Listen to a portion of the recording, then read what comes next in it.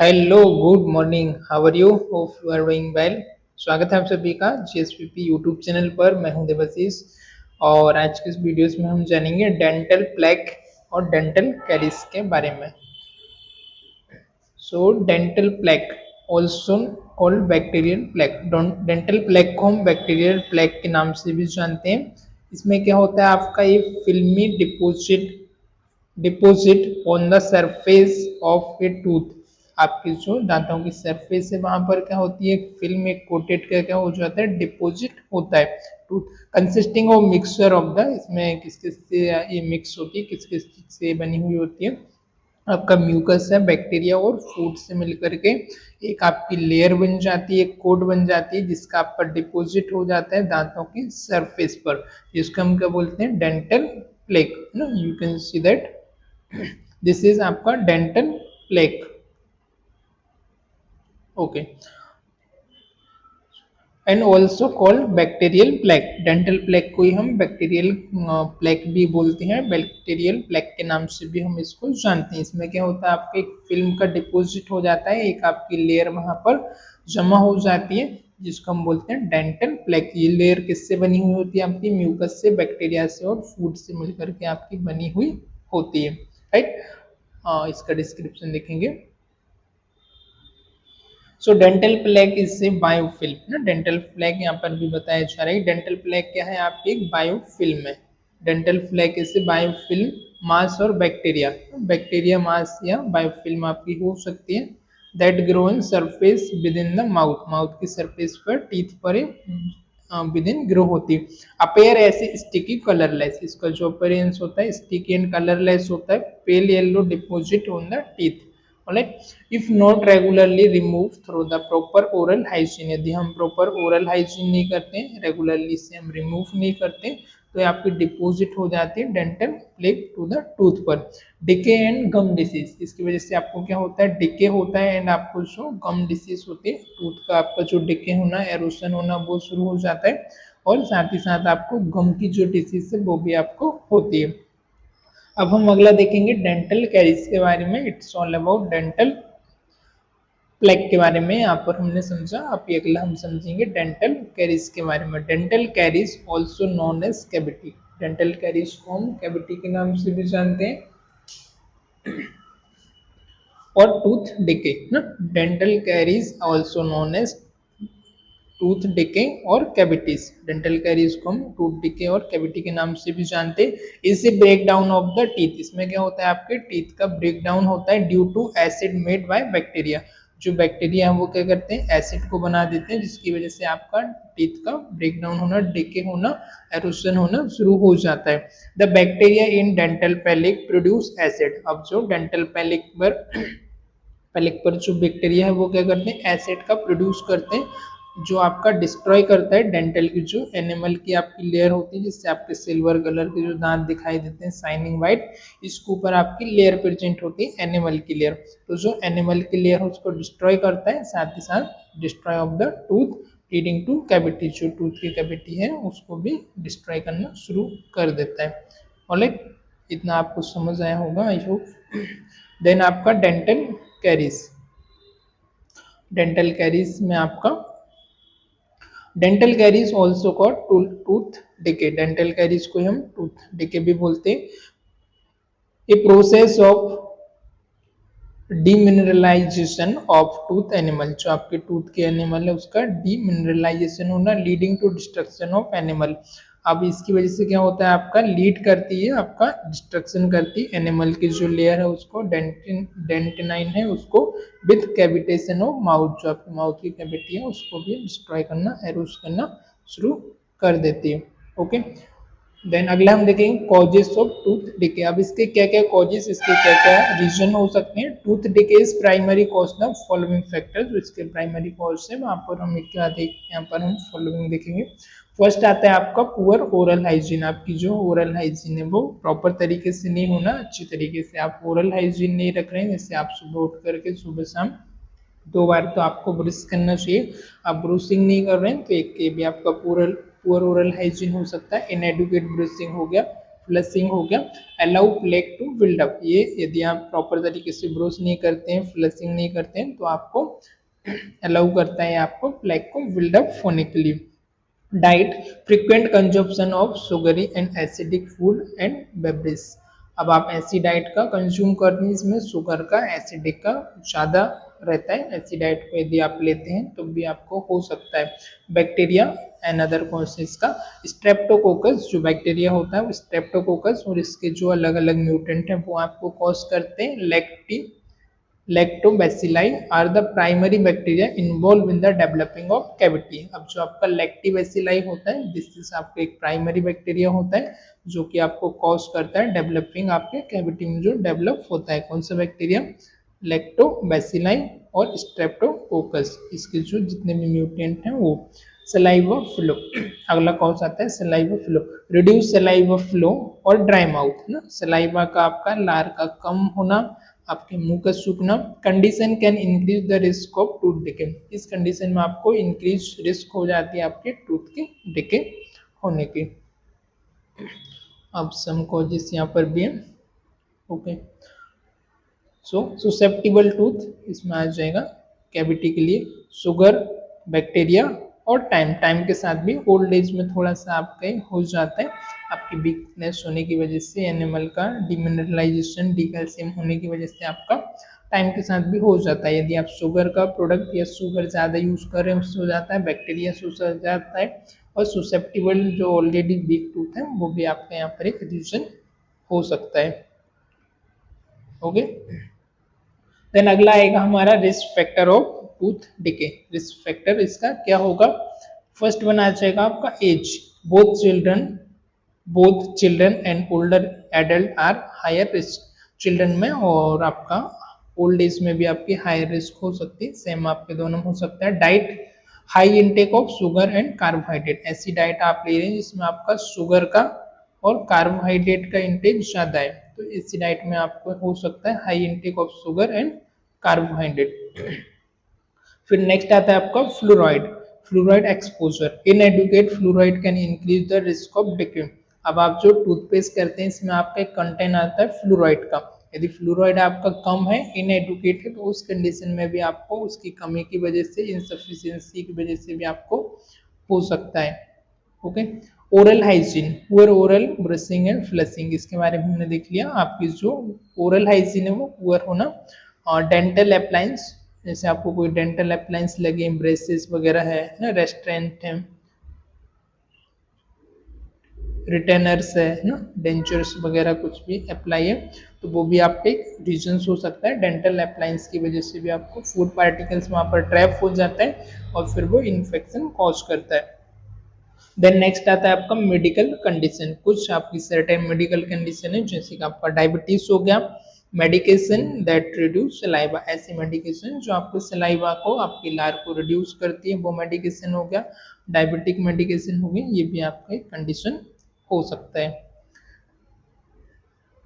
Factor that increase the risk of tooth decay, अब कुछ factor होते हैं जो आपके टूथ डिके के फैक्टर को, रिस्क को इंक्रीज करते हैं, जैसे कि अभी हमने देखा डाइट, जो आपकी डाइट है वो आपकी प्रॉपर नहीं होना, जिसमें आपका ड्रिंक हो गया ना, food and drink high sugar and carbohydrate, ऐसी डाइट लेना जिसमें आपका हाई शुगर और कार्बोहाइड्रेट हो, अदर वो आपका ड्रिंक हो सकता है, वो आपका डाइट भी हो सकती है। ओरल हाइजीन आपका पुअर होना, स्मोकिंग एंड एल्कोहल की आपको हैबिट होना, वो भी आपका यहाँ पर एक रीजन हो सकता है। ओके, कोई स्मोकिंग एल्कोहल तो नहीं लेता है। चलिए नेक्स्ट आ जाएगा आपका clinical manifestation of dental caries. Clinical manifestation इसका क्या होगा? अदर इसका जो रिस्क फैक्टर इसमें आ जाएगा आपका जॉर्गन सिंड्रोम और ड्राई माउथ।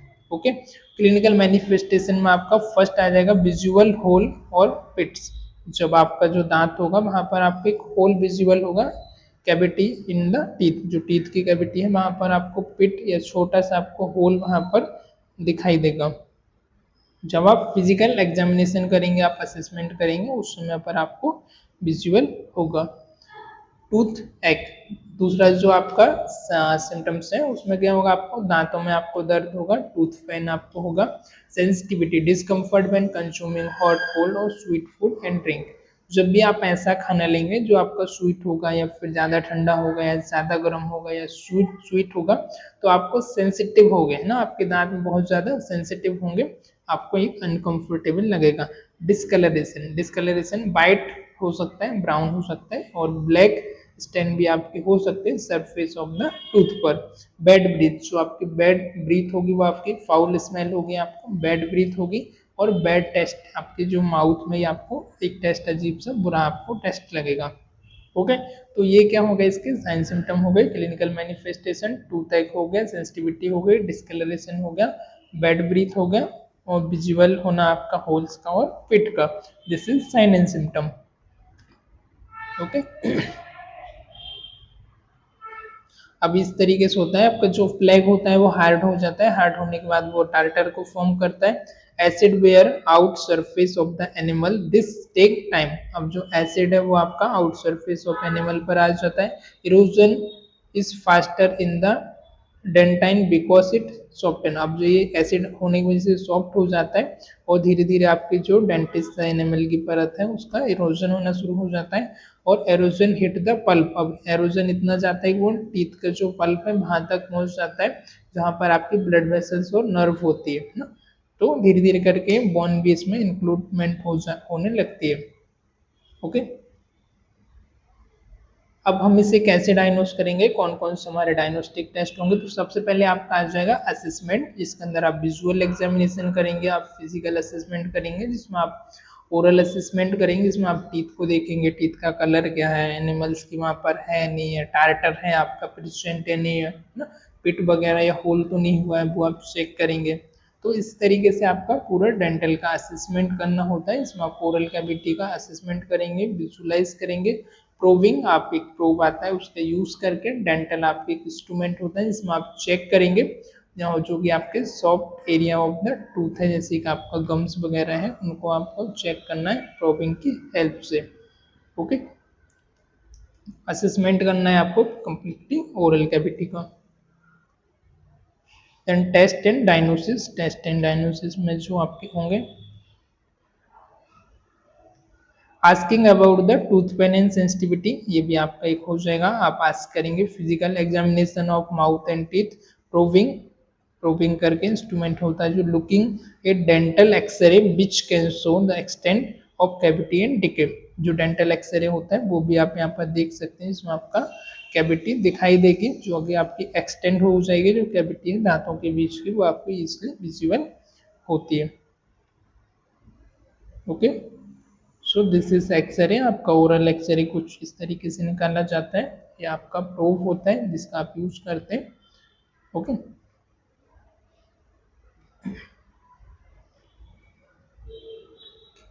एक एक्सरे आता है आपका panoramic x-ray. By are the important, it give the dentist an overall picture of the child teeth, sinuses, jawbone and other hard and soft tissue of his or her head। इसका क्या use होता है panoramic x ray का, ये आपकी completely picture visible करता है, जैसे कि आपकी इमेज में दिखाई दे रहा होगा ओवरऑल, जिसमें आपके चाइल्ड के टीथ आ जाते हैं, साइनोसिस आ जाता है, जो बोन आ जाता है, hard and soft palate tissue सब इसमें आपका इंक्लूड हो जाता है ना, नेक और हेड दोनों का इसमें विजिबल होता है। राइट, ये एक्सरे की मशीन डिफरेंट होती है आपकी जो नॉर्मल मशीन से ना, ऑर्थो वाली मशीन से। X-ray to identify cavity between the teeth and under the gum line, जो आपके आइडेंटिफाई करना है एक्सरे हम करेंगे, उसमें चेक करेंगे जो आपकी कैविटी है उसके बारे में, और जो गम लाइन है, जो आपकी बोन्स है जहाँ पर आपके टीथ अटैच है, वो हम देखेंगे। लेजर फ्लोरोसेंस डिवाइसेस, जो आपका लेजर फ्लोरोसेंस डिवाइस आता है to detect early caries and monitor progression, ना आप उससे मॉनिटर करेंगे प्रोग्रेस हो रहा है नहीं हो रहा है, या फिर अर्ली हम उसे डिटेक्ट करके मेडिसिन वगैरह देंगे, उसके लिए हम ये प्रोसीजर करवा सकते हैं डायग्नोस्टिक टेस्ट। ओके,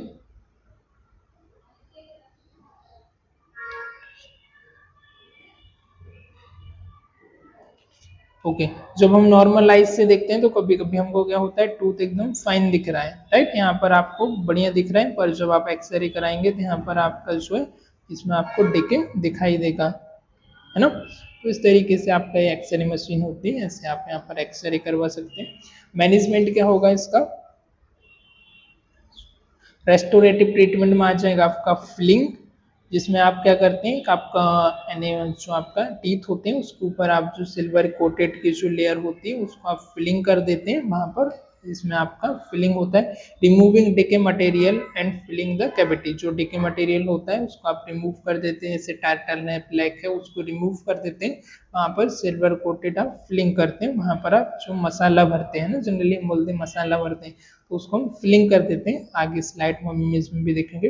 क्राउनिंग में क्या होता है, crowning and protecting A damage tooth, आपका जो डैमेज टूथ होता है उसके ऊपर क्राउन का मीनिंग क्या होता है, आपका मुकुट होना, आपका एक कैप होना है ना, तो उसको क्या करते हैं हम, क्राउन को, आपका जो दांत है उसके ऊपर एक आर्टिफिशियल आता है उसको हम कैप के जैसा लगा देते हैं, दैट इज आपका क्राउनिंग।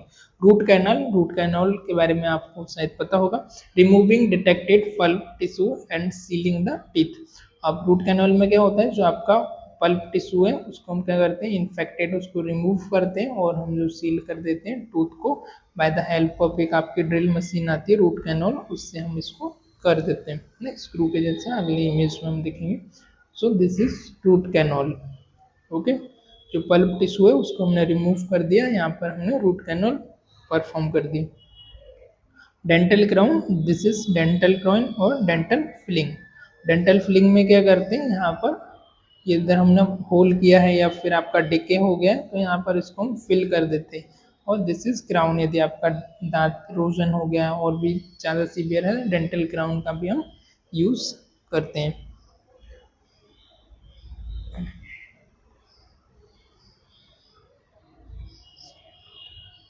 अब सीलेंट भी कुछ इस तरीके का ही होता है आपका, जिसमें आपका फिलिंग के जैसे ही होता है, इसमें भी सीलेंट इससे अप्लाई, सील जैसे हम उसको कवर करते हैं, जैसे सील्स आती है आपकी, फेविक्विक जैसे आती है ना, पेस्ट आता है आपका चिपकाने का, कुछ उस तरीके का होता है जिसमें हम टूथ के ऊपर उसको सील कर देते हैं, जो होल रहते हैं उसको हम कवर कर देते हैं। फाइनली आपका विदाउट सीलेंट है, यहाँ पर हम सीलेंट अप्लाई करते हैं और ये आपका कंप्लीट हो गया है थर्ड स्टेज में। देन हम बात करेंगे प्रिवेंटिव ट्रीटमेंट के बारे में। प्रिवेंटिव में आ जाएगा आपका फ्लूराइड ट्रीटमेंट। फ्लूराइड आपका, यदि आप इनसफिशियंट मात्रा में ले रहे हैं तो उसको आपको एनिमल की जो लेयर है उसको वो मजबूत करता है, वो आपका strengthening animal and preventing decay, तो आपका फ्लूराइड को आपको ज़्यादा यूज करना है। डेंटल सीलेंट, जो आपको प्रोटेक्टिव कोटिंग होती है उसको हम अप्लाई करते हैं, जैसे मैंने भी बताया है, swimming surface of both teeth, जो दोनों सरफेस की टीथ है उनके ऊपर हम एक सरफेस ऐड कर देते हैं, कोटेड को हम अप्लाई कर देते हैं। Lifestyle modification, improving diet and oral hygiene, oral hygiene और डाइट को आप इंप्रूव कर सकते हैं, प्रॉपर आप बैलेंस डाइट ले सकते हैं, ड्रिंक वगैरह स्मोकिंग को आप अवॉइड कर सकते हैं, मेडिकेशन वगैरह आप प्रॉपर तरीके से ले सकते हैं। प्रिवेंट कैसे कर सकते हैं, रेगुलर आप ब्रूस कर सकते हैं, उससे आप इससे प्रिवेंट कर सकते हैं एटलीस्ट ट्वाइस ए डे, सुबह उठने के बाद, रात को सोने से पहले। फ्लशिंग आप कर सकते हैं, कुल्ला वगैरह करना, गराले करना, दैट इज टूथ के बिटवीन में साफ सफाई करना, थोड़ा हाइजीनिक रहना चाहिए, जिससे हेल्दी डाइट, आप healthy sugar free acid free आप डाइट ले सकते हैं, food and beverage.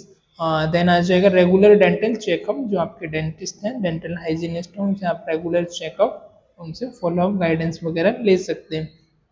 Fluoride use, आपको फ्लूराइड का यूज करना है जो आपके ट्रीटमेंट करता है।